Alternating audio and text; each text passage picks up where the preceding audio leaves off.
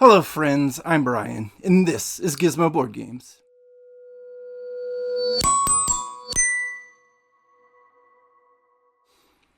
Can you believe it's already November of 2024?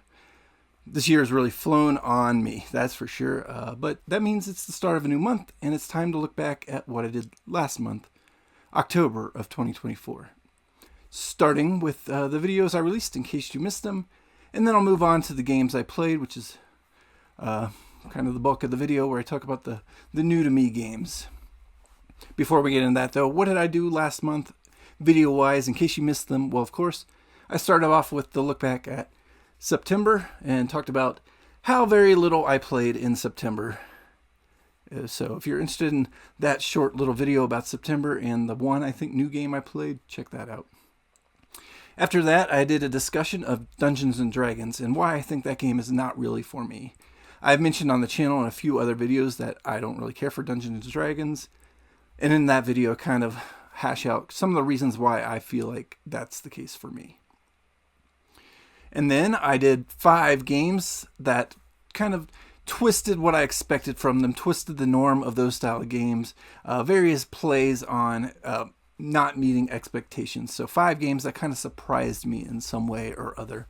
So you can check out that video as well if you're interested in that one.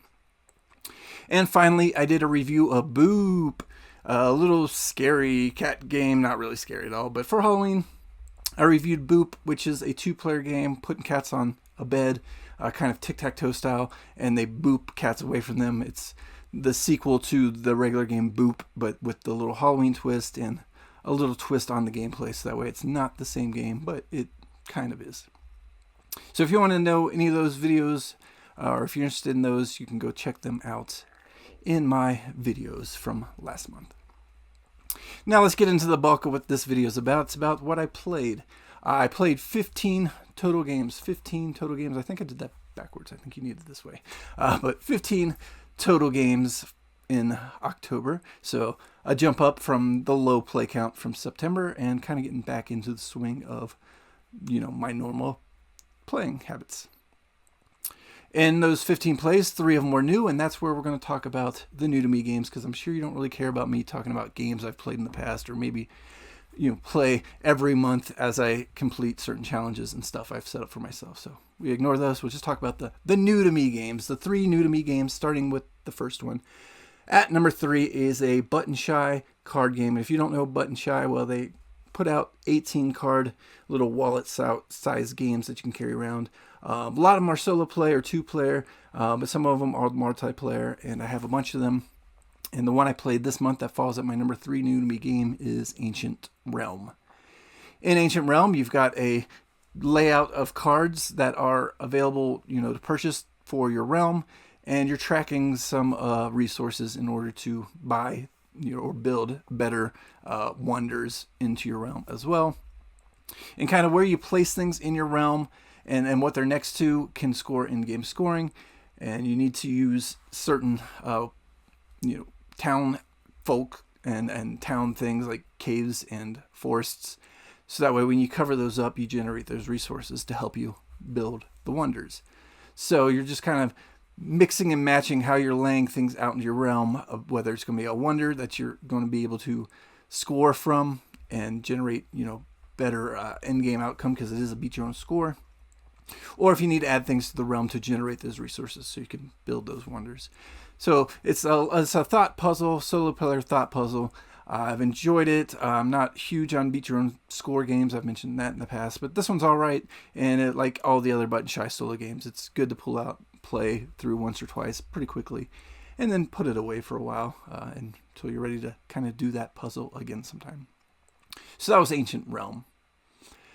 At number 2 is a game that I've been waiting for a while. I heard a lot of buzz about it, and the release Kickstarter came out, and I got in on that one based on some of the buzz, and that is Votes for Women.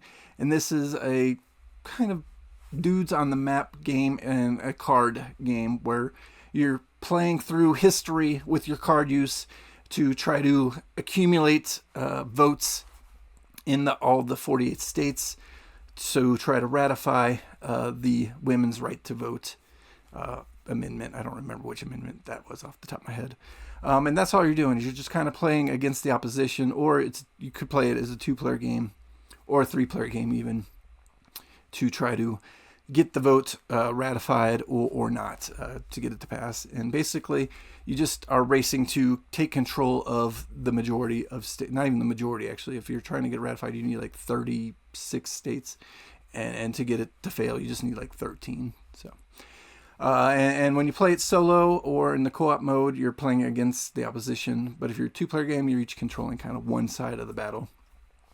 So it's an interesting little game, but I don't know. I'll have more thoughts on it later. It is part of my solo challenge this year.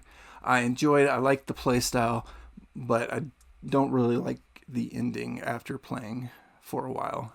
It kind of comes down to just dice roll. If you can't outright claim enough states as the game goes on, and I don't see how you could unless you're the opposition, because it's way easier to claim 13 states than it is to claim 36 of them. So it kind of comes down to dice rolls at the end of the game for any state that hasn't been claimed through the gameplay. And then it's just kind of random luck after an hour of working. So a little salty. I'm going to keep playing it, see if I can puzzle it out better. And because my second play was better than my first play, and my continued play, so hopefully I'll keep figuring out better and better ways to take control of states and maybe not have it come down to dice rolls as much. But that was Votes for Women. And finally, my number one new to me game from October of 2024 is going to be Unconscious Mind. This is a game where, if nothing else, the artwork really drew my attention. But the play style is also very intriguing. It's a mix of worker placement, engine building, a little bit of resource management, because you've got this circle of levels of various resource type items, different mental thoughts. But you're using a conglomeration of things to kind of clear patients' dreams out and earn victory points.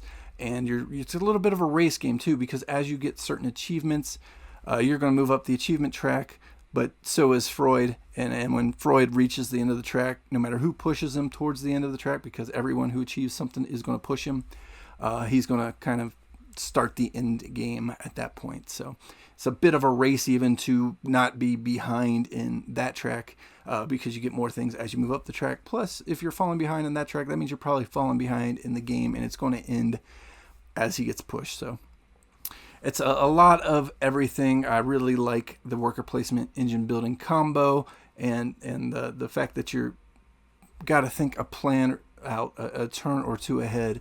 But the board's constantly changing as people are taking the things or doing the various actions and covering up those action spots. Although the nature of the way the worker placement's laid out, there's multiple ways you can take an action, so you're not going to be completely locked out as soon as one person goes there.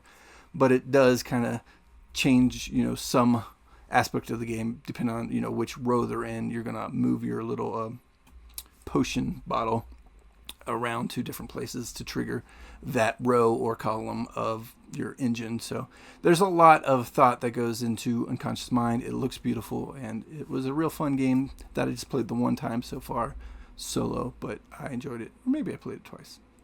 Whatever. I had a good time with that one, and that's why it came in as my top new to me game from October.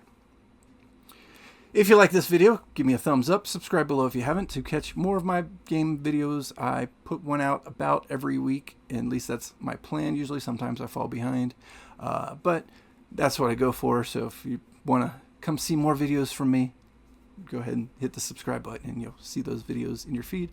And finally, comment below on what you've been playing and what you thought of the new to me games from this month, especially if you just recently got them, such as Votes for Women 2nd edition Kickstarter or Unconscious Mind. Both those are new. I think Ancient Realms is actually relatively new too. So if you played any of these three or anything else you've played you want to talk about, comment below. I love reading them. I'm still a small enough channel that I can read every comment and usually respond to them as well.